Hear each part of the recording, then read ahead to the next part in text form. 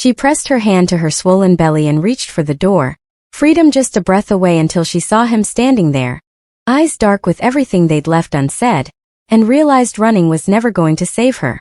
But that moment, the moment when everything shattered and rebuilt itself in the span of a heartbeat, was still 3 minutes away. Right now Isla Reyes was alone. The penthouse was silent except for the hum of the air conditioning and the faint rustle of tissue paper as she folded a sweater into her duffel bag. Her hands shook. They'd been shaking for the past 2 hours, ever since she'd made the decision, ever since she'd looked at the plane ticket on her phone and thought, this is it. This is the only way. 8 months pregnant, and she was packing like a fugitive. Because that's what she was, wasn't she? A woman fleeing a man she'd once loved so completely.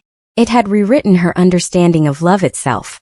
A man who had whispered promises in Korean against her skin, who had looked at her like she was something sacred and then vanished into the darkness of his world, leaving her alone with a growing belly and a heart full of questions she was too afraid to ask. Isla zipped the bag shut and exhaled slowly, steadying herself against the edge of the bed. The apartment was beautiful, floor-to-ceiling windows overlooking the Seoul skyline, marble countertops, furniture that cost more than she'd made in a year. But it had never felt like home. It felt like a gilded cage, and she'd been a fool to think the gold made it any less of a prison. She glanced at the clock. 11:47 p.m.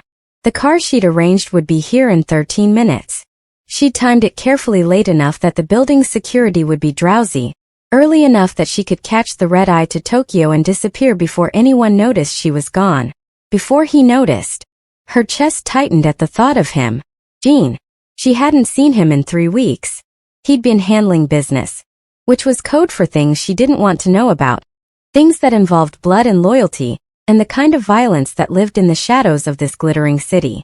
She'd stopped asking questions months ago. Right around the time she realized the man she'd fallen in love with wasn't just wealthy and mysterious, he was dangerous. Isla pressed her palm to her belly, feeling the baby shift inside her. A girl. She'd found out 2 weeks ago, alone in a sterile doctor's office, staring at the ultrasound screen and wondering if Jean would even care.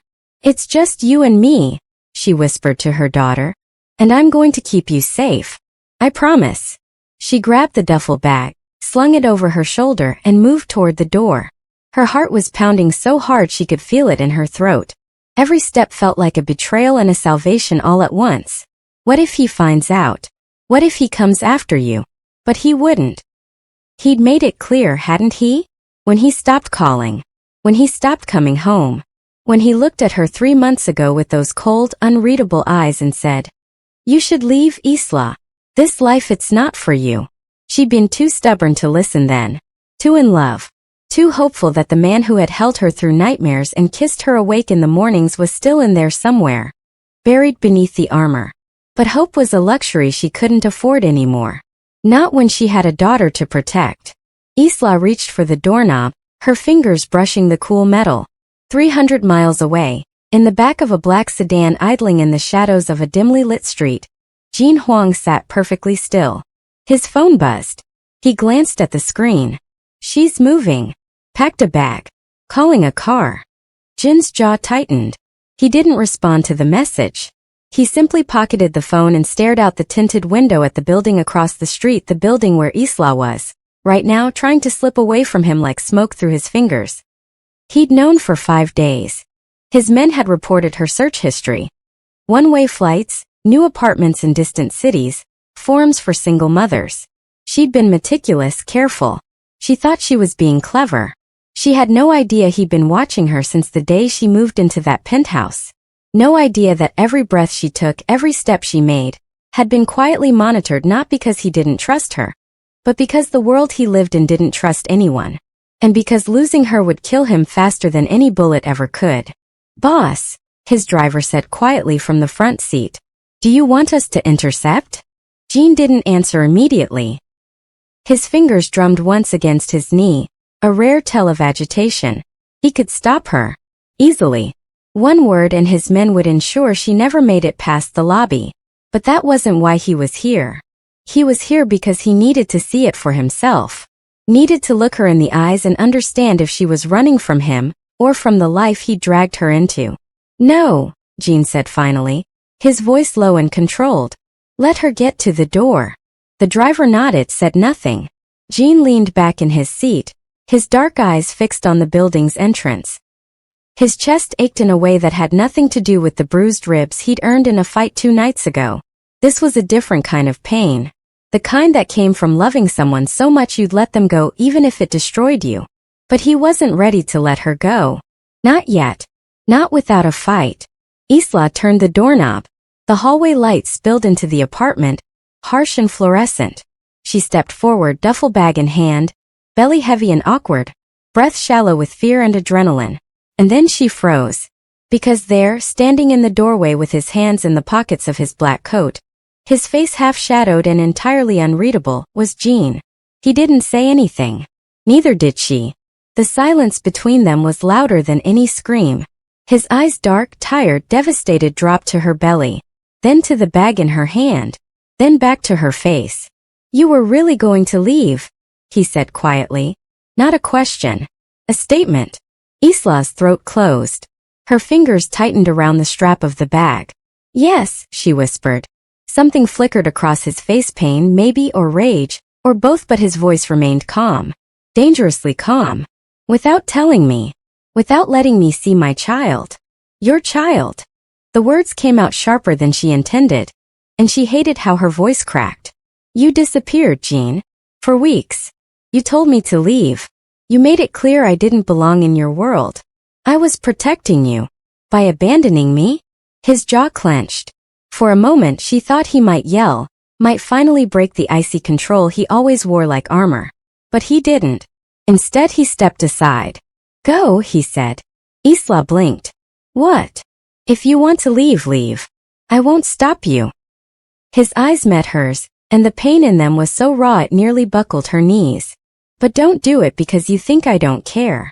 Don't do it because you think I don't love you. Her breath hitched. I'm not here to trap you, Isla, Jean said softly. I'm here to make sure you have a choice. Isla stood frozen in the doorway, her duffel bag suddenly feeling like it weighed 1,000 pounds. I'm here to make sure you have a choice. The words hung in the air between them, fragile and dangerous. She wanted to believe them. God, how she wanted to believe them. But belief required trust, and trust required vulnerability, and vulnerability had nearly destroyed her the last time she'd given it to him. A choice, she repeated, her voice hollow. You think standing in my doorway in the middle of the night, after weeks of silence, is giving me a choice? Jean didn't move from where he stood, half in the hallway, half blocking her exit. The light from behind him cast his face in shadow, but she could see the tension in his shoulders, the way his hands remained carefully, deliberately loose at his sides. I think, he said slowly, that if I'd let you walk out of here without saying anything, without trying, I'd regret it for the rest of my life. And what about my regrets? Isla's hand instinctively moved to her belly, cradling the curve of it. What about the fact that I've spent the last 3 months terrified? Not knowing if you were alive or dead. Not knowing if the men who attacked your compound would come back. Not knowing if our daughter would grow up with a father. Or just stories about a man who was too dangerous to stay. She saw it then, the crack in his armor. His eyes closed briefly, and when they opened again, there was something raw and unguarded in them that made her chest ache. I know, he whispered. Isla, I know. And I'm sorry. I'm so goddamn sorry. Sorry doesn't, her voice broke. She hated that. Hated that even now, pregnant and furious and desperate to leave, he could still make her cry. Sorry doesn't change anything, Jean. Then let me try to change it. He took a step forward and she instinctively took a step back. He froze immediately, hands raised slightly. I'm not going to hurt you. I would never. I know you wouldn't hurt me, Isla said, and she meant it. Whatever else Jean was, mobster, killer, dangerous man she'd never once feared for her physical safety around him. But you have hurt me. By pushing me away. By deciding what was best for me without asking what I wanted. You're right. The admission surprised her. Jean wasn't a man who apologized easily, who admitted fault. He was controlled, calculating, always 3 steps ahead. But right now he looked lost. You're right, he said again. I made decisions for you. I thought if I kept my distance, if I made you hate me, you'd leave on your own. You'd be safe. Safe from what? Your enemies? Your life. Isla's laugh was bitter. Jean, I'm pregnant with your child. I'm connected to you whether you're in the room or not. Leaving doesn't make me safe, it just makes me alone. Something flickered across his face, hope, maybe, or pain, or both tangled together so tightly they were impossible to separate. Then why were you leaving? He asked quietly. The question landed like a punch. Isla felt her throat tighten, felt the tears she'd been holding back finally spill over. Because I couldn't do it anymore, she whispered. I couldn't sit in that apartment wondering if you'd come back, wondering if you even wanted to come back, wondering if I was just, her voice cracked, just a mistake you regretted.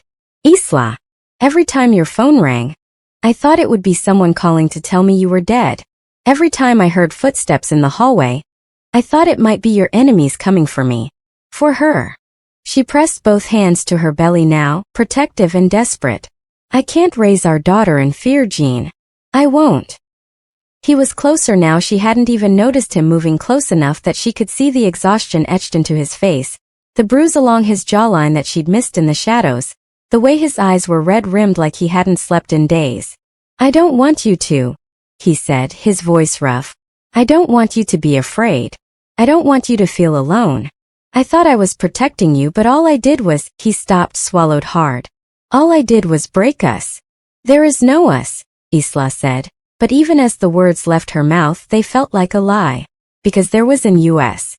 There had been from the moment she'd met him at a charity gala 9 months ago, when he'd looked at her across a crowded room like she was the only person in the world, when he'd asked her to dance and held her like she was something precious, when he'd whispered in Korean against her temple and then translated, "You're going to ruin me." She hadn't understood then. She did now. There's always been an us, Jean said, echoing her thoughts. Even when I tried to end it. Even when I pushed you away. You're in here. He pressed a fist to his chest, right over his heart. And I don't know how to cut you out. I don't want to cut you out. Then why did you leave? The question came out broken, and Isla hated herself for asking it, for needing the answer. Jin's hand dropped to his side. He looked at her for a long moment, and she saw him calculating, weighing what to say. She'd seen that look before. It was the look he wore when he was deciding how much truth to give, how much to keep hidden. Don't, she said sharply. Don't you dare lie to me right now. Not about this. His jaw tightened. Then slowly he nodded. 3 months ago, he said, his voice low and controlled. Park Min-jun, head of the Busan crew, ordered a hit on me. It failed. Barely. 2 of my men died protecting me. He paused, and she saw the grief flash across his face before he buried it. The attack happened in the compound while you were there. You remember. She did. She remembered the gunfire, the shouting, Jean shoving her into a panic room and locking the door. She remembered the silence afterward, the terrible waiting, and then Jean pulling her out hours later, blood on his shirt that wasn't his. After that, Jean continued, I realized something. As long as you were with me, you were a target. Park knew about you. My enemies knew about you. And they would use her. He glanced at her belly. To get to me. So you pushed me away. So I kept you at a distance, he corrected. I moved you here somewhere secure. Somewhere they couldn't touch you. And I stayed away so they'd think you didn't matter to me anymore. Isla felt something twist in her chest. Did it work? Jin's smile was bitter. No. Because I'm not a good enough liar, Isla. Everyone who knows me knows I'm in love with you. Staying away didn't protect you. It just made us both miserable. The words settled over her like a blanket, warm and suffocating all at once. You should have told me, she said. I know. You should have let me decide. I know. You should have. Her voice broke again, and she pressed a hand to her face, trying to hold herself together. You should have trusted me. I know. He took another step forward, and this time she didn't move back. And I'm sorry. I'm sorry I made you feel abandoned. I'm sorry I made you think you didn't matter. I'm sorry I wasn't here when you found out we were having a girl. Isla's head snapped up. How did you? I've been getting the reports from your doctor, he admitted. I know it's invasive. I know it's wrong. But I needed to know you were both okay. I needed. He stopped, and for the first time his voice wavered. I needed to feel like I was still part of this, even if I couldn't be here. She should have been angry. She should have been furious that he'd been monitoring her medical appointments, that he'd been keeping tabs on her like she was one of his assets. But all she felt was tired. Tired of running. Tired of being afraid. Tired of pretending she didn't still love him so much it hurt to breathe. I can't do this, she whispered. Jin's face went carefully blank. I understand. No, you don't. Isla looked up at him, tears streaming down her face. I can't do this without you, Jin. I can't raise her alone. I can't go to sleep every night wondering if you're okay. I can't, a sob caught in her throat. I can't keep loving you from a distance. It's killing me. For a moment he just stared at her. Then slowly, carefully, like he was afraid she might bolt, Jin closed the distance between them. He didn't touch her. Not yet. But he was close enough now that she could smell the faint scent of his cologne, could see the way his chest rose and fell with each breath. Then don't, he said softly. Don't love me from a distance. Stay. Let me prove to you that I can be what you need. Let me prove that I can keep you both safe, not by pushing you away, but by keeping you close. What if it's not enough? Isla whispered. What if your world is too dangerous? What if? Then we'll figure it out together, Jin said. But please, Isla. Please. Don't walk out that door thinking I don't want you. Don't walk out thinking I don't love you more than anything in this world. His hand came up slowly, giving her time to pull away. When she didn't, he cupped her face, his thumb brushing away her tears with a gentleness that shattered something inside her. I'm not going anywhere, he murmured. Not unless you tell me to. And God help her, Isla believed him. Her duffel bag slipped from her shoulder and hit the floor with a soft thud. Jin's eyes closed briefly, and when they opened again, the relief in them was so profound it made her chest ache. Okay, she whispered. Okay. Okay. She leaned into his touch, exhaustion and emotion finally overwhelming her. But if you disappear on me again, Jin Huang, I swear I will hunt you down and... He kissed her. It was soft and desperate and tasted like apology and promise all at once. His hand slid from her face to the back of her neck, holding her gently, reverently, like she was something he'd thought he'd lost and couldn't quite believe he'd found again. When they finally pulled apart, Jin pressed his forehead to hers. I'm not going anywhere, he repeated, and this time it sounded like a vow. Isla's hands came up to grip his shirt, holding him close, holding him here. Neither am I, she whispered back. And for the first time in 3 months she meant it. The apartment felt different now. Isla sat on the edge of the bed, her duffel bag abandoned by the door where it had fallen, and tried to make sense of what had just happened. One moment she'd been ready to disappear into the night. The next, she was still here with Jin moving quietly through the apartment like he was afraid any sudden movement might spook her. She watched him through the open bedroom door as he filled a glass with water in the kitchen, his movements careful and deliberate. The bruise on his jaw looked worse in the apartment's warm lighting, purple and yellow, a few days old. There were others, she was sure. There always were. That was the problem, wasn't it? The violence that clung to him like a second skin. The danger that followed him like a shadow. You should rest, Jin said from the doorway, holding out the glass of water. It's late. Isla took the glass but didn't drink. You're not staying. It wasn't a question. She could see it in the way he held himself, in the distance he was already putting between them even as he stood just a few feet away. Jin's expression remained neutral. I have some things I need to handle. But I'll have men stationed outside. So I'm still a prisoner. The words came out sharper than she intended, but she didn't take them back. You're protected, Jin corrected, his voice tight with barely controlled frustration. There's a difference. Is there? Isla set the glass down on the nightstand harder than necessary. Because from where I'm sitting it looks the same. You say pretty words about choice and love, but you're still making decisions for me. You're still trying to keep you alive. His control cracked just slightly, and she heard the fear beneath the anger. Isla, there are people out there who would hurt you just to get to me. Who would hurt her? He gestured toward her belly. Without a second thought. So yes, I'm going to have men outside. Yes, I'm going to make sure you're safe. And if that makes me a bastard, then I'm a bastard. That's not what Isla stopped, pressed her fingers to her temples. She was so tired. Tired of fighting, tired of being afraid, tired of the constant push and pull between what her heart wanted and what her head said was smart. I don't want to do this right now. Do what? This. She gestured between them. Fight. Argue. I need to think. Jin's jaw tightened, but he nodded. Then think. I'll be back in the morning. He turned to leave, and something in Isla's chest twisted painfully. Jin. He stopped, his hand on the doorframe, but didn't turn around. Where are you going? She asked quietly. To make sure you can sleep safely. That's not an answer. His shoulders tensed. For a moment she thought he might actually tell her the truth, the real, ugly truth about whatever business he had to handle at 1 in the morning. But then he simply said, Get some rest, Isla, and walked out. She heard the front door open and close. Heard the quiet murmur of voices in the hallway, Jin speaking to his men in rapid Korean, giving orders she couldn't understand. Then silence. Isla sat on the bed, one hand pressed to her belly where the baby was kicking, restless, unsettled, like she could sense her mother's anxiety. I know, Isla whispered.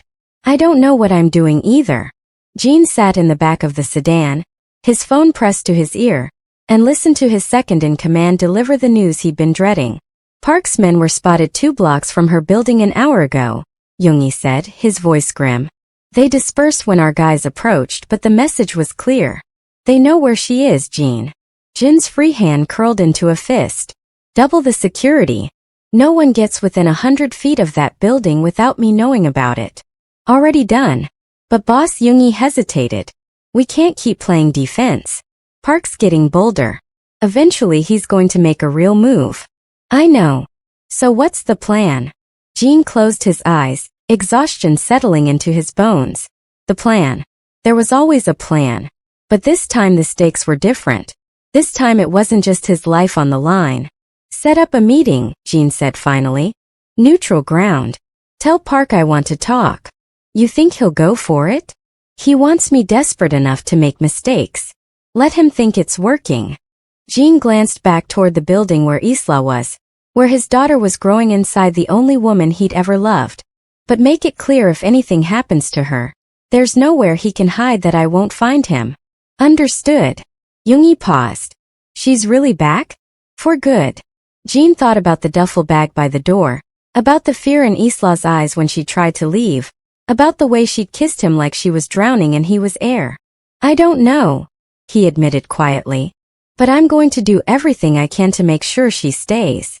He ended the call and stared out the window at the Seoul skyline, millions of lights, millions of lives, and somewhere in the middle of it all, the 2 people who mattered most to him. I'm not enough, he thought. I'm never going to be enough for her. But maybe if he could end this war with Park, if he could make his world just a little bit safer, a little less violent, maybe then he'd have a chance. His phone buzzed. A message from one of the men he'd stationed outside Isla's building. She's awake. Sitting by the window. Jin's chest tightened. He should go back. Should climb into bed beside her and hold her until she fell asleep. Should prove that he meant what he said about not leaving. But if he went back now, he'd be too tempted to stay. And there was work to do. Threats to neutralize. A war to end. Just a little longer, he told himself. Keep her safe just a little longer and then you can rest. Isla stood by the floor-to-ceiling windows, her reflection ghostly in the glass, and watched the city below. Somewhere out there Jin was handling business. Somewhere out there people were planning, scheming, threatening. Somewhere out there her daughter's father was walking into danger. And she was supposed to just... What? Sit here and trust that he'd come back? Her phone buzzed on the nightstand. She almost ignored it, but something made her check. An unknown number. A single message. He can't protect you. Not from this. Isla's blood went cold. Her fingers trembled as she opened the message thread. But there was nothing else. No follow-up. No explanation. Just those 7 words, sitting on her screen like a bomb waiting to detonate. She should call Jin. Should tell him. Should. Another message appeared. If you want to keep your daughter safe, you'll leave. Tonight. Before it's too late. Isla's hand instinctively moved to her belly. Her mind raced. Was this a threat? A warning? Someone from Jin's world trying to help her? Or someone trying to separate her from the only person who could actually keep her safe? She didn't know. God help her, she didn't know. A third message. The car downstairs. Black sedan. License plates are 42B7788. It's not one of Jin's. We've been watching you all night. Panic clawed at her throat. Isla rushed to the window, pressed her face to the glass, and looked down at the street below. There parked across from the building a black sedan that definitely hadn't been there before. As she watched, the driver's side door opened. A man stepped out. Even from 8 floors up, she could see he was watching her window. He waved. Isla stumbled backward, her heart hammering. She grabbed her phone, pulled up Jin's contact, her finger hovering over the call button. Another message. Call him and your daughter dies. Run and she lives. You have 5 minutes to decide. Isla's vision blurred with tears. This couldn't be happening. Not now. Not when she just decided to stay, to trust, to believe that maybe they could make this work. The baby kicked hard against her ribs, and Isla pressed both hands to her belly. I'm sorry, she whispered. I'm so sorry. She grabbed her duffel bag, pulled on her coat. Her hands were shaking so badly she could barely grip the doorknob, but she couldn't call Jean. Couldn't risk it. If they were serious, if they really would hurt her daughter. The apartment door opened. Isla froze. Jean stood in the doorway, his eyes immediately going to the bag in her hand, then to her tear-stained face, then to the phone clutched in her other hand. For a moment, neither of them moved. Isla, he said carefully. What's wrong? She couldn't speak, couldn't breathe, couldn't do anything but stand there, trapped between the man she loved and the threat she couldn't see but could feel closing in around her. Isla, Jean said again, more urgent now. He stepped into the apartment, and she saw the moment he registered the terror on her face. What happened? Are you hurt? Is it the baby? Someone's watching me. She managed to choke out. They sent messages. They said if I don't leave, if I call you, they'll hurt her. Jin's expression went from concern to lethal in half a heartbeat. Show me. With trembling hands, Isla held out her phone. Jean read the messages, his jaw tightening with each word. Then he turned and spoke rapid-fire Korean into his own phone, harsh, commanding, barely controlled rage seeping through every syllable. He ended the call and looked at Isla. The car outside, he asked. She nodded. It's gone now. My men are checking the area. He stepped closer and his voice gentled slightly. Isla, I need you to breathe. Can you do that for me? She realized she'd been holding her breath. Realized her hands were shaking so badly the phone nearly slipped from her grip. Jean took the phone from her, set it aside, and carefully, so carefully took her face in his hands. Look at me, he said quietly. You're safe. She's safe. I promise you. You can't promise that, Isla whispered. You can't. They were right outside, Jean. They've been watching me. They know where I am. They know about her. And you, her voice broke. You can't be here all the time. You can't protect us from everything. Watch me. The certainty in his voice should have been comforting. Instead it terrified her. Because she knew what that certainty meant. She knew what Jean would do to protect them. I don't want you to die for us, she said, tears spilling down her cheeks. I don't want her to grow up knowing her father died because of her. That's not going to happen. You don't know that. Yes, Jean said, his thumbs brushing away her tears. I do. Isla woke to sunlight streaming through the windows and the smell of something burning. For a disoriented moment, she couldn't remember where she was or how she'd gotten into bed.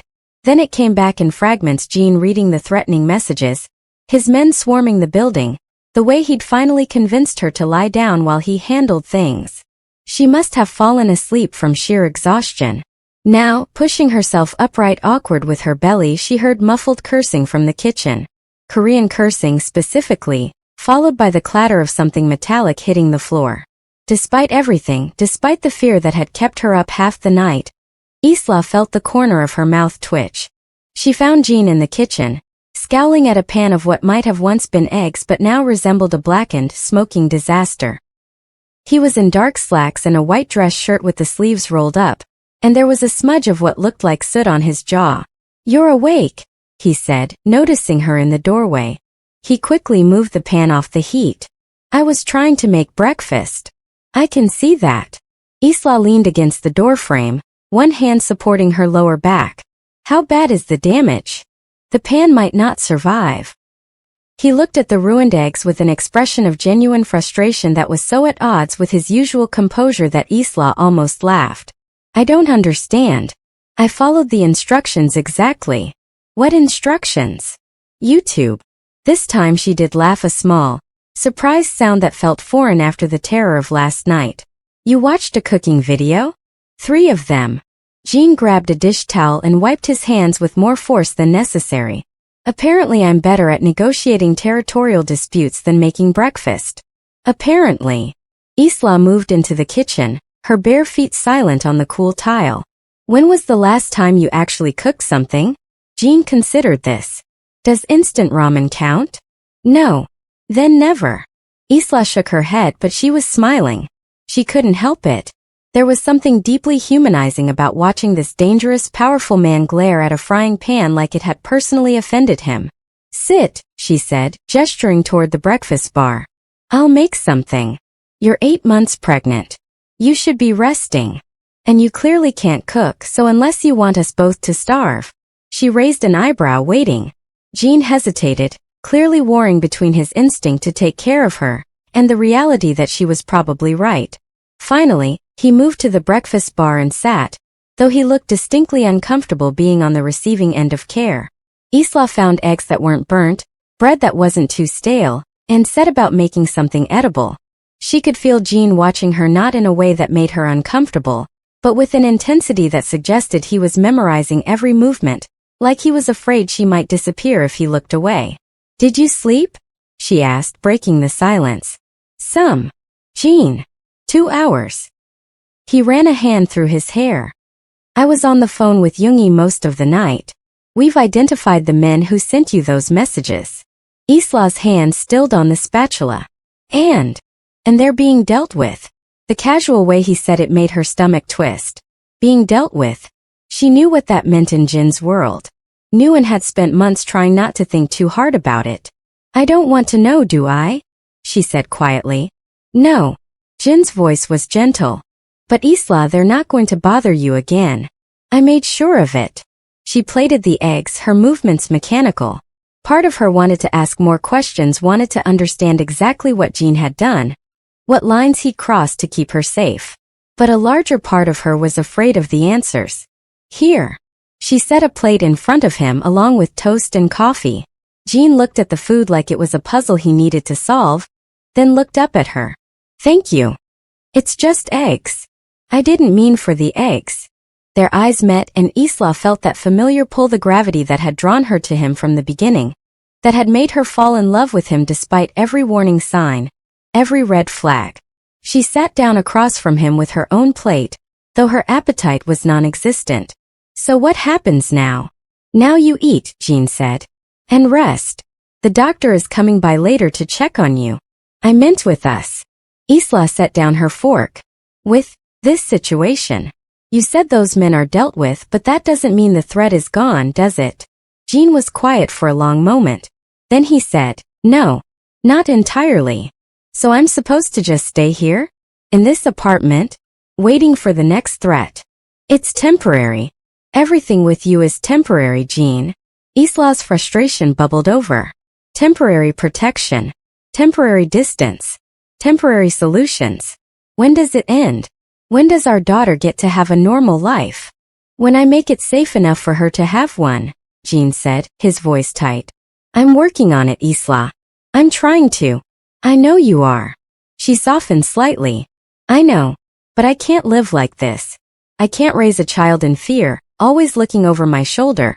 Always wondering if today is the day someone decides you're vulnerable enough to attack. Jin's jaw clenched. Then what do you want me to do? Walk away? Pretend we don't exist? Because I tried that, remember? And it didn't work. I want you to be honest with me. Isla leaned forward. About everything. The threats, the danger, your plans, all of it. Stop trying to protect me from the truth and just let me in. Let me help you figure this out. You can't help with this. Why? Because I'm not part of your world? Because I don't understand how it works. She felt the baby kick hard, as if agreeing with her. I'm already in it, Jin. Like it or not, the moment I fell in love with you, the moment I got pregnant, I became part of it. So stop treating me like some fragile thing that needs to be locked away, and talk to me. Jean stood abruptly, his chair scraping against the floor. For a moment Isla thought he might retreat behind that wall of control he wore so well. But he didn't leave. Instead he moved to the window, staring out at the city below. Park Min-jun, he said finally, his voice low. He's the head of the Busan faction. We've been at war for 2 years over territory, over shipping routes, over a dozen things that don't matter anymore. 3 months ago, he ordered a hit on me because I refused to back down. It failed, but he made it clear you were next on his list. Isla's hands instinctively moved to her belly. I moved you here, to this building, because it's owned by one of my shell companies. Every person who works here, security, maintenance, even the doorman, they all work for me. I installed a security system that rivals most government buildings. I had my best men watching you 24 hours a day. Jean turned to face her. But it wasn't enough. Because Park is smart, and he's patient. And he knows that the best way to destroy me is to hurt you. So last night was a test, Jean finished. To see if you'd run. To see if you'd call me. To see how close they could get before my men reacted. His hands curled into fists. They got too close. That's not going to happen again. How? Isla stood, her heart pounding. How are you going to stop them, Jean? You can't be everywhere at once. You can't. I'm meeting with Park tomorrow. The words hung in the air like a death sentence. What? Isla's voice came out strangled. Jean, no. You can't, that's suicide. It's the only way to end this. Jean crossed back to her, his expression fierce. I'm offering him a deal. Territory for peace. Money for your safety. Whatever he wants, as long as he leaves you and our daughter alone. And if he says no? Jin's eyes went dark. Then I'll end him. Isla felt ice spread through her veins. You're talking about murder. I'm talking about survival. Jean took her hands in his, and she was startled to feel them trembling slightly. Isla, I will do whatever it takes to keep you safe. Whatever it takes. If that makes me a monster, then I'm a monster. But I'm a monster who loves you. Who loves her. He pressed one of her hands to her belly. And I'm not going to let anyone take that away from me. Tears burned in Isla's eyes. What if something happens to you? What if this meeting goes wrong and you don't come back? That's not going to happen. You don't know that. I know, Jean said fiercely, that I have too much to live for to die tomorrow. I know that I spent 3 months away from you thinking it would keep you safe, and it was the worst 3 months of my life. I know that I am not losing you again. Not to Park, not to fear, not to anything. He pulled her close carefully, mindful of her belly, and pressed his forehead to hers. Trust me, he whispered. Please, Isla. Just trust me. She wanted to. God, she wanted to. But trust required faith, and faith required hope, and hope felt like a dangerous thing to hold on to. I'm scared, she admitted. Me too. The admission surprised her. Jean never admitted fear. Never showed weakness. But here, in the quiet of the morning, he was letting her see behind the armor. What if I lose you? She whispered. You won't. What if I do? Jean pulled back just enough to look into her eyes. Then you'll take our daughter somewhere safe. Somewhere far from this city, this life. You'll raise her to be strong and smart and kind. You'll tell her about me, the good parts, not just the bad. And you'll know that I loved you both more than anything in this world. Jean. But that's not going to happen, he said firmly. Because I'm coming back. I promise you, Isla. I'm coming back. She wanted to believe him. Wanted to believe that love was enough to overcome violence. That their daughter would grow up with a father. That somehow they could build a life together despite the darkness that surrounded him. But belief was a fragile thing. Still, when Jean kissed her soft and desperate and full of promises, she let herself believe. Just for a moment. The rest of the day passed in a strange sort of limbo. Jean made phone calls in Korean, his voice alternating between commanding and negotiating. Men came and went from the apartment, serious-faced, heavily armed, speaking in low tones. Isla tried not to listen, tried not to think too hard about what tomorrow's meeting would bring. The doctor arrived in the afternoon, a kind-faced woman named Dr. Song who seemed unsurprised to find herself conducting a house call in what was essentially a fortress. "Everything looks good," she said, after checking Isla's blood pressure and the baby's heartbeat. "But you need to manage your stress levels. Too much anxiety isn't good for either of you." "I'm working on it," Isla said, which was a lie. How was she supposed to manage stress when the father of her child was about to walk into what might be an ambush? After Dr. Song left, Isla found Jean in the office, staring at security footage on multiple monitors. "You should eat something," she said from the doorway. Jean glanced at her, then at the clock. "It's only 4. You skipped lunch." "I'm fine." "Jean." He sighed and pushed back from the desk. "You're very persistent. Someone has to take care of you."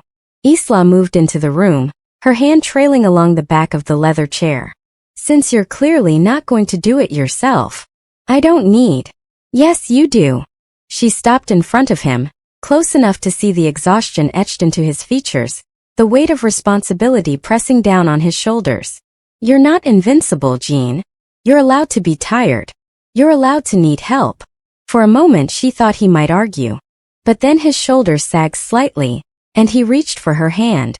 "I'm not used to this," he admitted quietly. "Having someone care. Having someone stay. Well, get used to it." Isla squeezed his hand. "Because I'm not going anywhere. Even after tomorrow? Especially after tomorrow." She hesitated, then asked the question that had been haunting her all day. "Are you afraid?" Jean considered this. "Yes. Of dying. Of failing." He looked up at her, and the vulnerability in his eyes nearly broke her. "Of not being able to keep my promise to you. Of leaving you alone with a daughter who will grow up knowing her father was too weak to protect them." "You're not weak," Isla said fiercely. "You're the strongest person I know. Strength doesn't matter if I'm dead." "Then don't die." She cupped his face with her free hand. "Come back to us, Jean. Please.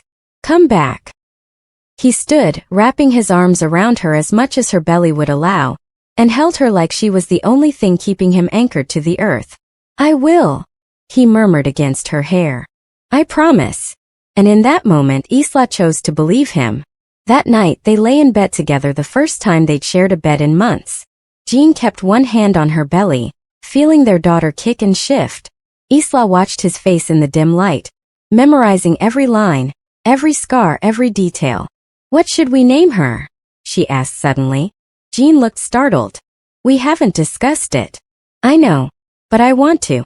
I want to pick a name together like normal parents do." "We're not normal parents." "No," Isla agreed. "But we could pretend. Just for tonight." Jean was quiet for a long moment. Then he said, "Minnesio. It means calm and auspicious. I had a sister who died young." It was her name.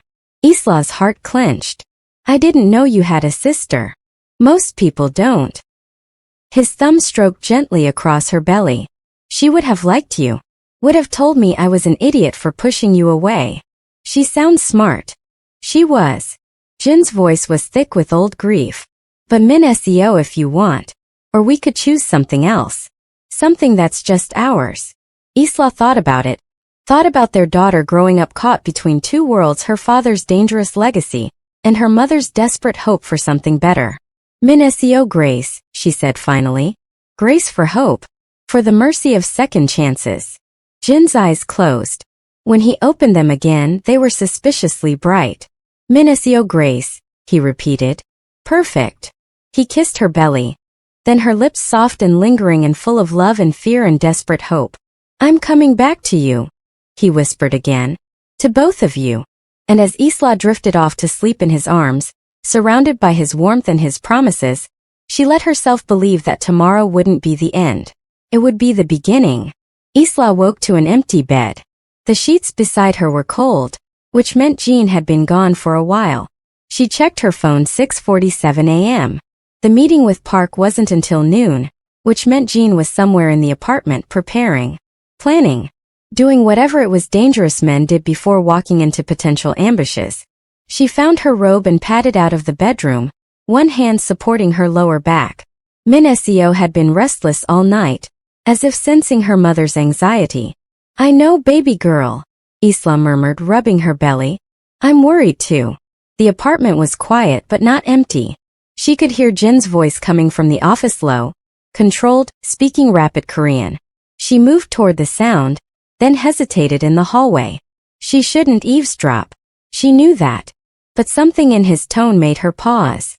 Doesn't matter what it costs, Jin was saying. If anything happens to me today, I need you to get them out. Both of them. Use the emergency account. New identities, new country, whatever it takes. Isla's breath caught. No, Youngie, listen to me. Jin's voice hardened. If Park kills me, he'll come for her next. For leverage, for revenge, it doesn't matter. You get her and Min Seo somewhere he can't find them, and you make sure they have everything they need. Education, security, a life. Promise me. There was a pause. Then Jin said quietly, because she's the only good thing I've ever done. And I won't let my mistakes destroy her. Isla pressed her hand to her mouth, tears burning her eyes. She shouldn't be hearing this. These were contingency plans, worst-case scenarios, the things Jin was organizing in case he didn't come back. In case he died today. She must have made some sound because Jin's voice cut off abruptly. A moment later, the office door opened and he stood there, phone still in hand, his expression carefully neutral. How much did you hear? He asked quietly. Enough. Isla's voice came out thick. You're planning for what happens if you die. I'm planning for every possibility. Jin pocketed his phone and moved toward her. That's what I do, Isla. I plan. Well, stop planning for that one. She wiped at her eyes angrily. Stop talking like you're already dead. I'm being realistic. You're being fatalistic. She grabbed his shirt, her fingers twisting in the fabric. And I need you to stop. I need you to believe you're coming back, because if you walk into that meeting thinking you're going to die, then you will. Jin's hands came up to cover hers. I'm not planning to die, Isla. But I'd be a fool not to prepare for the possibility. I don't care about possibilities. I care about you. She pressed her forehead to his chest, breathing in his scent, sandalwood and something darker. Something that was just him. I need you, Jin. Min Seo needs you. So please stop talking like we're going to lose you. He held her for a long moment, his chin resting on top of her head. When he finally spoke, his voice was rough. Come with me. There's something I need to show you. Jin led her to the office, to the locked drawer she'd noticed weeks ago but never dared to open. He pulled out a key from his pocket and unlocked it, revealing a box, plain, wooden, unassuming. He set it on the desk and opened it carefully, like it contained something precious. Inside were photographs. Isla picked up the first one, a young Jin, maybe 16, standing beside a beautiful woman with kind eyes and a warm smile. His mother, she realized. The resemblance was striking. Her name was Ji Hai, Jin said quietly. She was a teacher. Classical literature. She used to read me poetry every night before bed. She's beautiful, Isla said softly. She was. Jin took the photo gently, his thumb tracing his mother's face. My father was a low-level enforcer for the Seoul Syndicate. Not important, not powerful, just another man doing dangerous work for dangerous people. My mother knew what he was, but she loved him anyway. Thought she could save him, I think. He set the photo down and picked up another, this one of a little girl, maybe 6 or 7, with pigtails and a gap-toothed smile. Min Seo, Jin said. My sister. She was 8 years younger than me. Drove me crazy most of the time, but I loved her. She used to follow me everywhere, asking a million questions about everything. Isla's chest ached. What happened to her? When I was 16, my father made a mistake. He was caught skimming money from a shipment. Not much, barely enough to notice, but it was enough. Jin's jaw tightened. They came for him at home. We were all there. My mother, Min Seo, me. They wanted to make an example. He stopped and Isla saw the muscles in his throat work as he swallowed hard. Jin, she said softly. You don't have to. I do. He looked at her, his eyes haunted. If you're going to understand why I am the way I am, why I've done the things I've done, you need to know this. Isla nodded, waiting. They killed my father first, Jin continued. Made us watch. Then they turned to my mother. She begged them to spare Min Seo. offered herself in exchange. They laughed. His voice went flat. Emotionless, the only way he could get through this, Isla realized. My mother threw herself in front of my sister when they pulled the trigger. Took the bullet meant for her. Minnesio was screaming and I couldn't move. I just stood there frozen, useless. You were 16, Isla whispered. You were a child. I was old enough to save them. Old enough to do something. Jin's hands curled into fists. They left me alive. I don't know why. Maybe they thought a traumatized kid wasn't a threat. Maybe they just didn't care. But I knelt there in my parents' blood, holding Minnesio, and I made a promise. What promise? That I would never be weak again. Never be helpless. Never let anyone I loved die because I wasn't strong enough to protect them. He looked at Isla, and the raw pain in his eyes made her want to weep. I was taken in by the old boss, the man who eventually became my mentor. He trained me, taught me, turned me into what I am now. And by the time I was 25, I'd killed every man who was in that room the night my family died. Isla's hand went to her throat. Jean, I'm not telling you this for sympathy, he said. I'm telling you so you understand. Everything I've done, every choice I've made, every person I've hurt, it all comes back to that night. To the promise I made Minnesio before she died in my arms. She died. Isla's voice broke. I thought you said she was shot. The bullet that went through my mother hit her too. She lasted maybe 10 minutes. Jin's voice cracked just slightly. Long enough to make me promise I'd be strong. Long enough to tell me she loved me. Not long enough for me to save her. Tears streamed down Isla's face. She set down the photograph carefully and moved to Jean, wrapping her arms around him as much as her belly would allow. I'm so sorry, she whispered. I'm so sorry. Jean stood rigid in her embrace for a moment, then his arms came around her, holding her tight. I swore I'd never have a family, he said into her hair. Never put anyone in that position again. And then I met you and you were so, his voice caught. You were so alive, Isla. So bright and real and unafraid. And I fell in love with you before I had the sense to run. I'm glad you didn't run. Are you? Jean pulled back to look at her. Because loving me put a target on your back. Carrying my child made you a weapon someone could use against me. Everything I swore I'd never do, I did because I was selfish. Because I wanted you so badly, I convinced myself I could keep you safe. You can keep us safe, Isla said fiercely. You're not that 16-year-old boy anymore, Jean. You're not helpless. You're not weak.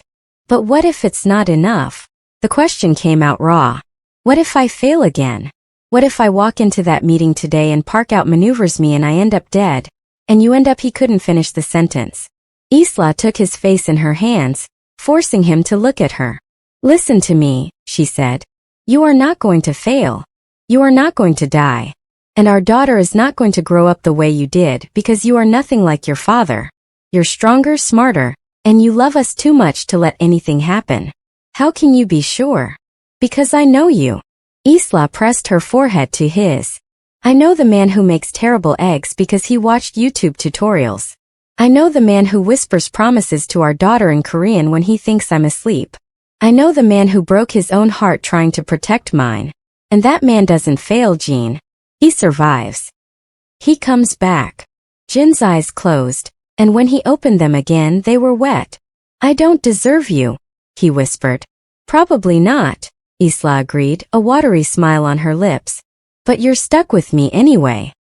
He kissed her then, deep and desperate and full of everything he couldn't say. When they finally broke apart, he rested his hand on her belly, feeling Minnesio kick against his palm. I'm going to come back to you, he said, and this time it sounded like a vow. Both of you.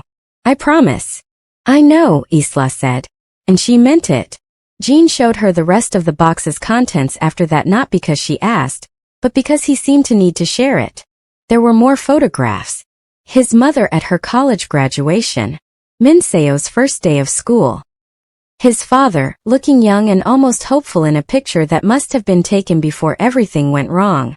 And then at the bottom of the box, something that made Isla's breath catch. Ultrasound photos. Not recent ones, old ones, worn at the edges like they'd been handled frequently. Her ultrasound photos, she realized. The ones from her first appointment, The ones she'd thought she'd lost. You kept them, she whispered. Of course I kept them. Jean picked up one of the photos, his expression soft. This was the first time I saw her. First time I realized she was real, that we'd made a life together. I've looked at this picture every day for the last 6 months. Beside the ultrasound photos was a small notebook. Isla picked it up, flipping through pages filled with Jin's neat handwriting. Lists, she realized. Baby names. Nursery ideas. Milestones he didn't want to miss. First smile. First word. First steps. First day of school. First heartbreak. Find out who hurt her and quietly terrify them. Despite everything, Isla laughed, a wet, broken sound. You made a list of her firsts?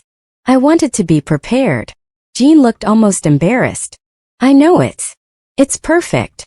Isla held the notebook to her chest. It's the most perfect thing I've ever seen. At the very bottom of the box was a letter.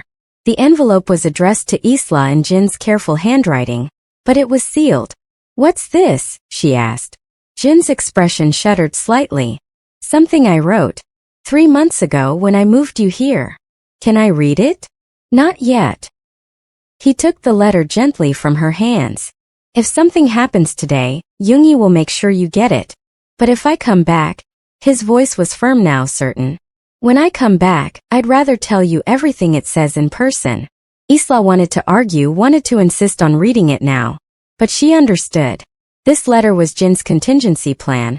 His way of saying goodbye if he couldn't do it in person. And she refused to accept that possibility. Fine, she said. But you're coming back, so I'll never know what it says. Jean smiled, small and grateful. Deal. He packed everything back into the box except for one photo, the one of his sister. He set it on the desk where he could see it. For luck? Isla asked. For remembrance. Jean touched the photo gently. So I don't forget what I'm fighting for. The rest of the morning passed too quickly. Jean showered and dressed in a dark suit, armor of a different kind. Isla watched him adjust his tie in the mirror. His movements precise and controlled. How do I look? He asked. Dangerous, Isla admitted. And beautiful. He turned to face her, a slight smile on his lips. Beautiful. Terrifying and beautiful. It's a very specific combination. Jean crossed to where she sat on the bed and knelt in front of her, his hands resting on her knees. I need you to do something for me, he said seriously. Anything. If I'm not back by 6 tonight. Jean. If I'm not back, he continued firmly, Yoongi will come for you. Don't argue with him. Don't try to wait. Just go. He knows where to take you, how to keep you safe. Promise me you'll go. Isla's throat tightened. I promise. And promise me you'll take care of yourself. And Minesio. That you'll tell her about me, the good parts, not just the bad. That you'll let her know I loved her more than anything, even though I never got to meet her. Stop, Isla said, her voice breaking. Stop talking like that. I need to know you'll be okay, Jean insisted. I need to know that if the worst happens, you'll survive it. You'll keep going. You'll give our daughter the life she deserves. The life she deserves includes her father, Isla said fiercely. So you're going to come back, and we're going to raise her together, and none of this contingency planning is going to matter. Jean searched her face, then nodded slowly. You're right. I'm coming back. Say it like you mean it. I'm coming back, he repeated, stronger this time. I'm coming back to you. To both of you. Good. Isla pulled him up and kissed him hard. Now go end this war so we can start our life. 3 days of peace. That's all they got. 3 days of Jean working from home, of quiet dinners together, of his hand on her belly feeling Minesio kick. 3 days of almost normal, of pretending they could be just another couple preparing for their first child. Isla should have known it wouldn't last. It was 2 a.m. when her phone buzzed with a message from an unknown number.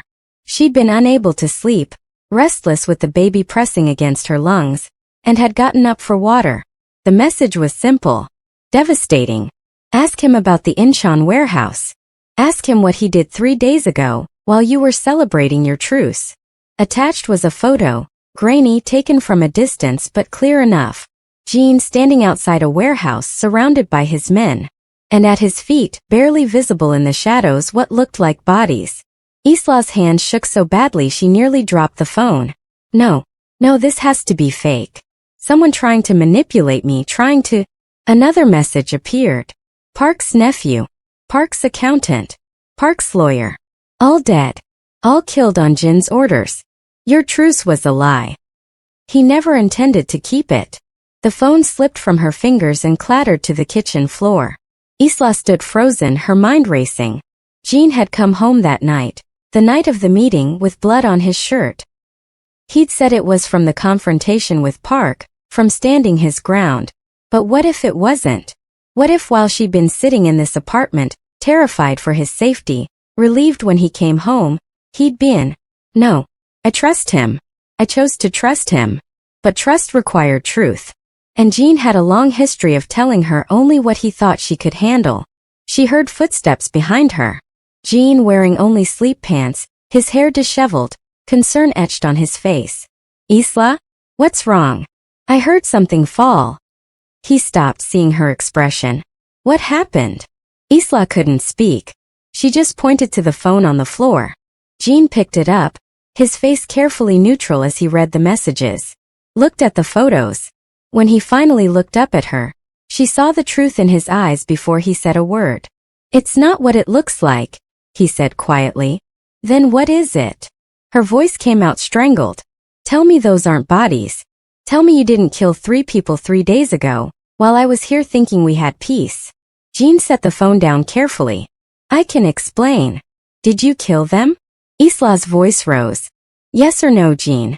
Did you kill Park's men? A pause that lasted an eternity. Yes.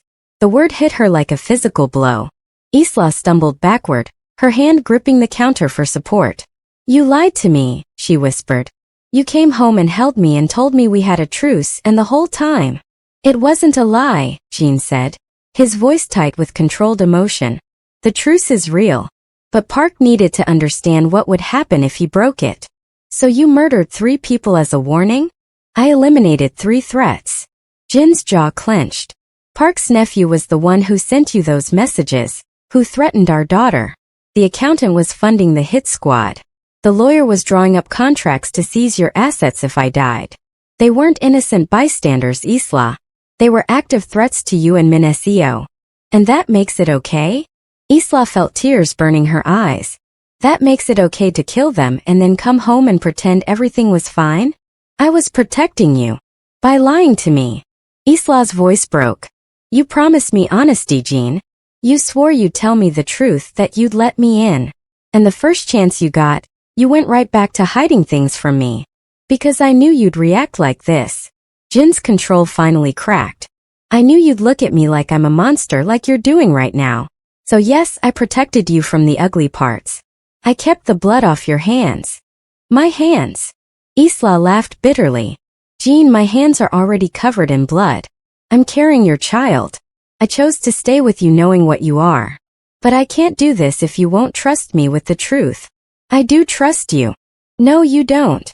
She pressed both hands to her belly, feeling Minacio kicking frantically, responding to her mother's distress.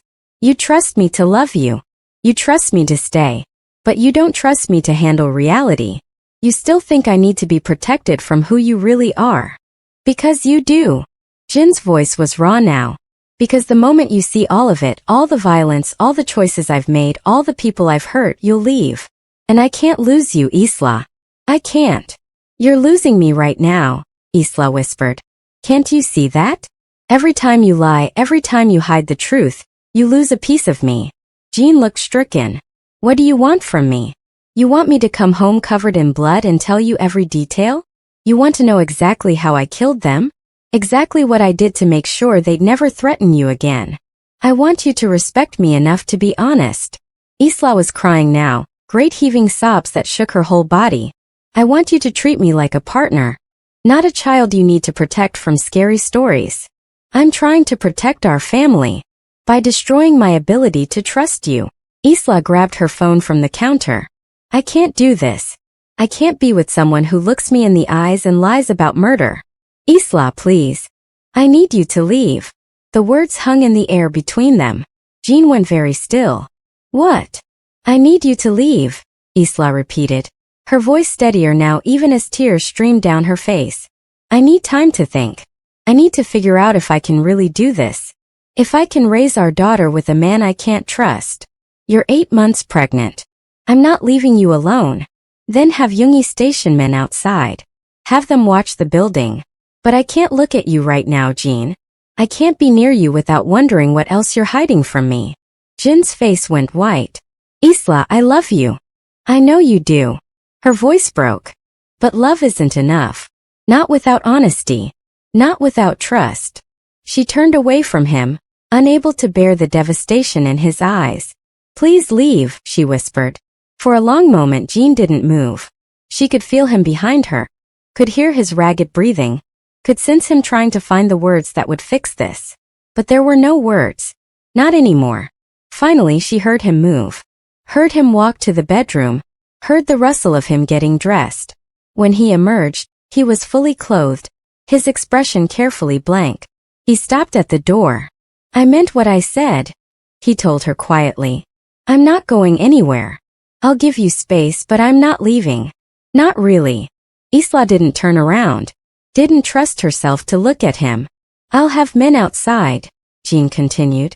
If you need anything, if anything happens, you call Yoongi. Promise me. I promise, she managed. Another long pause. Then, I love you, Isla. Both of you. That's the one truth that will never change. The door opened, closed, and Isla was alone. She sank to the floor, her back against the counter, and let herself break. 2 days passed in miserable silence. Isla moved through the apartment like a ghost, unable to eat, barely sleeping. Minaseo kicked constantly, restless and agitated, as if she could feel her mother's pain. Jin called 17 times. Sent 23 messages. All variations of the same thing. I'm sorry. Please let me explain. Please. She didn't answer. Yoongi came by once, his face carefully neutral, bringing groceries and checking the security system. He didn't mention Jin and Isla didn't ask. On the third day, Dr. Song arrived for an unscheduled visit. Your blood pressure is dangerously high, she said after the examination, her expression serious. And the baby is showing signs of distress. Isla, you need to reduce your stress levels immediately, or we'll need to consider early delivery. I'm fine, Isla said automatically. You're not fine. You've lost weight, you're not sleeping, and your body is in crisis mode. Dr. Song sat beside her on the couch. I don't know what's going on between you and Jin, and I'm not asking, but whatever it is, you need to resolve it. For your health and for Minaseo's. After Dr. Song left, Isla sat in the nursery, staring at the crib they'd assembled together, at the tiny clothes she'd folded with Jin's help, at the photo of his sister that he'd given her to keep on the dresser. I can't do this alone, she thought. But I can't do it with someone I don't trust. Her phone buzzed. Another message from Jin. Yoongi told me the doctor was there. Told me about your blood pressure. Please, Isla. Let me come home. Let me help. Her fingers hovered over the keyboard. She started typing responses 5 different times, deleting each one. Finally she wrote, I need honesty. Complete honesty. About everything. No more protection. No more filtered truth. If you can't give me that, then there's no point. The reply came immediately. Anything. I'll tell you anything you want to know. Just please let me see you. Isla closed her eyes. This is it. The choice. Stay and risk being destroyed by his world, or leave and raise Minanseo alone but safe. Except she wasn't safe without him. The threats were real. Park was real. And Jin, for all his flaws, was the only thing standing between her and the violence that had already touched their lives. Minanseo kicked hard, and Isla pressed her hand to the spot. What should I do, baby girl? She whispered. Your daddy loves us. I know he does. But love and trust aren't the same thing. Another kick. Harder this time. And then Isla felt it. A strange sensation, warm and wet. She looked down. Water. Clear fluid spreading across her pants, soaking into the couch. No, it's too early. I'm only 36 weeks. Another sensation. Sharp, gripping, unmistakable. A contraction. No, Isla said aloud, her voice shaking. Not now. Not like this. She reached for her phone with trembling hands and did the only thing she could think of. She called Jean. He answered before the first ring finished. Isla. My water broke, she said, her voice high and tight with panic. Jean, I'm in labor. It's too early and I'm alone and I'm coming.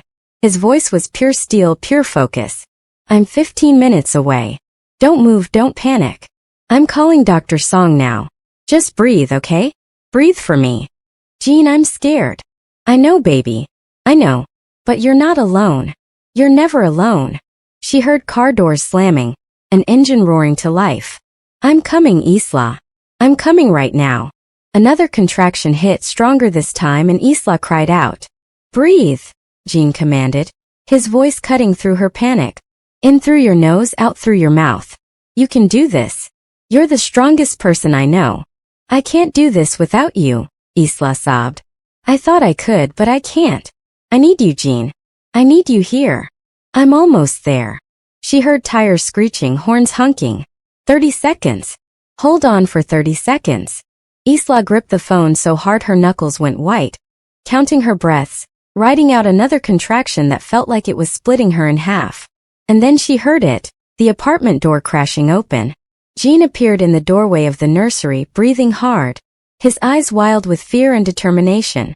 I'm here, he said, crossing to her in 3 long strides. I'm here, I've got you. He knelt beside her, his hands gentle as he helped her stand, supporting her weight as another contraction hit. Hospital, Isla managed. Need to. Cars running downstairs. Dr. Song is meeting us there. Jin's arm was solid around her waist. Can you walk? I don't know. Another contraction. Isla gasped, her fingers digging into Jin's arm. Okay. Change of plans. Jean swept her up into his arms, cradling her against his chest. Hold on to me. Jean, your ribs. Don't care. He was already moving, carrying her through the apartment with surprising ease. Nothing matters except getting you and Minacio safe. In the elevator between contractions, Isla looked up at him. I'm still angry with you, she said. I know. You still lied to me. I know. But I love you. And I need you. And I don't know how to reconcile those things. Jean looked down at her, and she saw everything in his eyes. Fear and love and desperate hope. Then let's figure it out together, he said quietly. After we meet our daughter. After you're both safe. We'll figure out everything else together. Another contraction hit, and Isla couldn't respond, but she held on to him tighter. Together, she thought. Maybe we can do this together. Minacio Grace Huang was born at 4:47 a.m. after 6 hours of labor that Isla would later describe as the most terrifying and beautiful experience of my life. She was small, 5 pounds 4 ounces, but healthy. Perfect. With Jin's dark eyes and Isla's nose and a cry that could wake the dead. Jean held her for the first time with trembling hands. This dangerous man reduced to tears by 6 pounds of furious newborn, and Isla watched him fall in love all over again. She's perfect, he whispered, his voice rough. She's absolutely perfect. She is. Isla agreed from the hospital bed, exhausted but unable to look away from the sight of Jean cradling their daughter like she was made of glass. Dr. Song had monitored everything carefully. The early delivery, Isla's blood pressure, Minacio's breathing. Everything was stable. Healthy. They'd gotten lucky. I'll give you some privacy, Dr. Song said with a knowing smile. But Isla, you need rest. Real rest. After she left, Jean carefully placed Minacio in Isla's arms and sat on the edge of the bed. We need to talk, Isla said quietly, even as she marveled at their daughter's tiny fingers, perfect little nose. I know. Jean reached out, gently stroking Minacio's dark hair. And I want to tell you everything. No more lies, no more half-truths. Even if I don't like the answers? Especially then. Jean met her eyes. You were right. I was protecting you from the truth because I was afraid of losing you. But by doing that, I was losing you anyway. Minacio made a small sound, and they both went quiet, watching her settle back into sleep. The men I killed, Jean said finally, his voice low. They weren't just threats. They were actively planning your murder. Park's nephew had detailed layouts of this building, Schedules of when you were alone, weapons purchased specifically for. He stopped, his jaw clenching. I didn't tell you because I didn't want you to know how close you came. How close we both came to losing everything. Isla's arms tightened around Minacio. And if I'd known? Would it have changed anything? Would you have felt safer knowing the specifics? Or would you have just been more terrified? I would have understood, Isla said. I would have known why you did what you did. Instead, I found out from someone trying to manipulate me. Trying to make me think you'd broken your word. Jean nodded slowly. You're right. I'm sorry. Who sent me those messages? One of Park's men. Someone trying to destabilize the truce by turning you against me. Jin's expression darkened. He's been dealt with. Killed. No. Exiled. Sent back to Busan with a message that anyone who targets you will face worse than death. Jean looked at her seriously. I'm trying, Isla. I'm trying to find ways to protect you that don't always end in blood. It's not perfect, but I'm trying. Isla was quiet for a moment, looking down at their daughter. Minacio was so small, so vulnerable. She deserved to grow up without fear, without violence. But she also deserved to know her father. I want out, Isla said finally.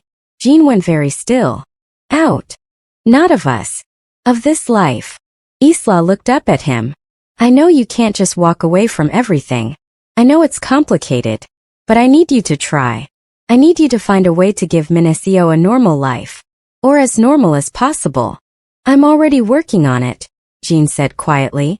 Before the labor, before everything, I'd started making arrangements. Legitimate businesses I can transition to. Territory I can sell off. Alliances I can leverage to step back without leaving a power vacuum that would start a war. How long will it take? 2 years. Maybe 3. Jean reached out, cupping her face with one hand. But I'll do it, Isla. I'll get us out. I'll build something safe for our family. And until then? Until then, I'm honest with you. About everything. The threats, the violence, the choices I have to make. You don't have to like it, but you'll know. His thumb brushed her cheek. And I'll do everything in my power to minimize the danger. To keep this life separate from Minacio's life. Isla leaned into his touch, exhausted and emotional and still angry but also hopeful. I can't promise I'll always understand your choices, she said. I can't promise I won't be angry or scared or want to run away again. I know. But I can promise to try. To stay. To build this family with you, as long as you're honest with me. I promise, Jean said, and this time she believed him. Complete honesty. Starting now. Minacio stirred in Isla's arms, her tiny face scrunching up. Jean carefully helped Isla adjust their daughter. His movements gentle and careful. She looks like you, Isla said softly. She has your stubbornness, Jean countered, a small smile playing at his lips. She came 3 weeks early and terrified both of us. That's all you. Despite everything, Isla laughed. Fair point. They sat in comfortable silence for a while, just watching Minacio sleep. Outside Seoul was waking up, another day, another chance. I love you, Jean said quietly. Both of you. More than I have words for. I love you too, Isla replied. Even when I'm furious with you. Even when I want to run away. I love you. Is that enough? Isla thought about it. Thought about the fear and the lies and the violence that would always lurk at the edges of their lives. Thought about the man beside her. Flawed and dangerous but trying, always trying to be better for them. I don't know, she said honestly. But I think we can find out. Together. Jean kissed her forehead, then gently kissed Minacio's. Together, he agreed. The house in Jeju Island was nothing like the Seoul penthouse. It was smaller, simpler, with a garden where Minacio chased butterflies and a beach where Isla could walk at sunset. There were still security measures. Jean couldn't help himself entirely, but they were subtle, invisible to their daughter's young eyes. Jean had kept his promise. Slowly, carefully, he'd extracted himself from the worst parts of his old life. The legitimate businesses thrived. The dangerous alliances faded. The violence became a distant memory, rather than a daily reality. Park Min-jun had died 2 years ago. Natural causes, according to the official report. Jean never confirmed or denied his involvement, and Isla had learned not to ask about the things that kept them safe. Now Isla watched from the kitchen window as Jean taught Minacio how to build a sandcastle. His dark suit jacket long abandoned, his sleeves rolled up, his expression softer than she'd ever seen it. "Higher, Daddy," Minacio demanded, her Korean perfect thanks to Jin's patient teaching. "Make it touch the sky." "The sky is very high, Minacioya," Jean said seriously. "But we can try." Their daughter giggled, and the sound carried on the ocean breeze. Isla pressed her hand to her belly. 5 months along now, another girl according to the ultrasound, and felt a kick. Minacio had been born from fear and desperation and impossible choices. This baby would be born from something different. From trust. From hope. From a love that had survived everything. The door opened and Jean appeared with Minacio on his hip, both of them covered in sand. "We built a castle," Minacio announced proudly. "With towers and everything." "I saw," Isla said, accepting Jin's kiss on her cheek. "Very impressive." "She's demanding," Jean said with mock seriousness. "No idea where she gets it." "Absolutely no idea," Isla agreed, smiling. That night after Minacio was asleep and they lay in bed together, Jin's hand resting on Isla's growing belly, she asked him something she'd been thinking about for months. "Do you ever regret it? Leaving that life behind?" Jean was quiet for a moment. Then he said, "Every day I wake up next to you. Every day I get to watch Minacio grow. Every day, I'm building something real instead of just surviving." He looked at her, his dark eyes soft in the moonlight. "No, I don't regret it. Not for a second. Even though it was hard. The best things always are." Jean kissed her gently. "You taught me that." Isla smiled, settling into his arms. Outside, the ocean whispered against the shore. Inside, their daughter slept peacefully. And inside Isla, their second daughter kicked and turned, eager to meet the world. It wasn't perfect. There were still hard days, still moments when the past threatened to catch up with them. But they faced it together. And that, Isla had learned, was enough.